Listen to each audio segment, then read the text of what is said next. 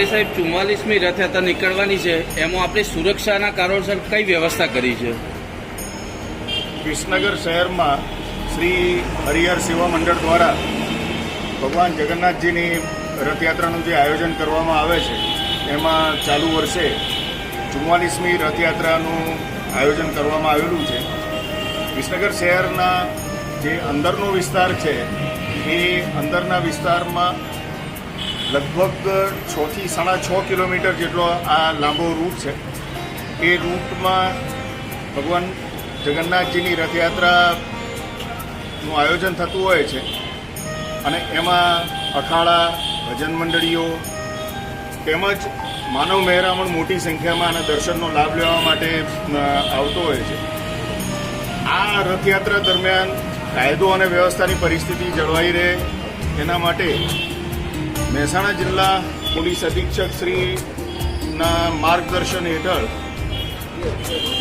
બંદોબસ્તની એક આખી સ્કીમ તૈયાર કરવામાં આવેલી છે. એમાં લગભગ 225 જેટલા પોલીસ અધિકારી કર્મચારીઓનું ફાળવણી કરવામાં આવેલી છે. આ વિસ્તારમાં અગાઉ ક્યારેય રથયાત્રા દરમિયાન કોઈ પણ બનાવ બનેલ નથી.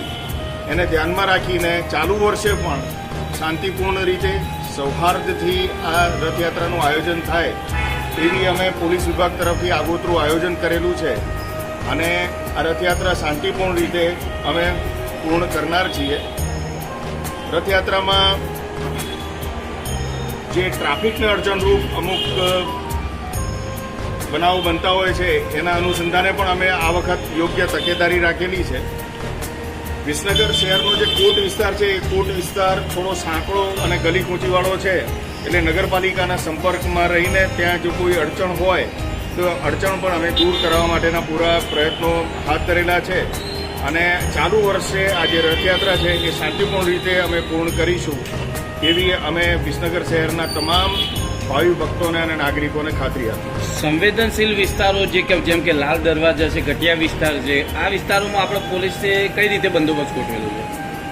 જે સંવેદનશીલ વિસ્તાર છે એ સંવેદનશીલ વિસ્તારમાં અમે હમણાં 2 દિવસ પહેલાં જ એક શાંતિ સમિતિની મિટિંગ કરેલી હતી.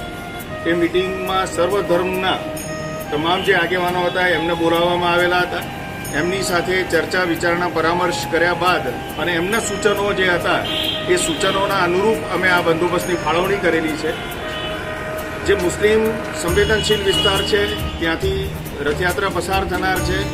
એ રથયાત્રા દરમિયાન કોઈ પણ જાતનું કોઈ ઉશ્કેરણીજનક કોઈ ગીત વગાડવામાં ના આવે અથવા કોઈના દ્વારા કોઈ ઉચ્ચાર કરવામાં ના આવે એ બાબતે પણ અમે યોગ્ય તકેદારી રાખી ત્યાં જે જિલ્લાના એક સંનિષ્ઠ પોલીસ અધિકારીઓ અને કર્મચારીઓ છે એમની નિમણૂક આપેલી છે.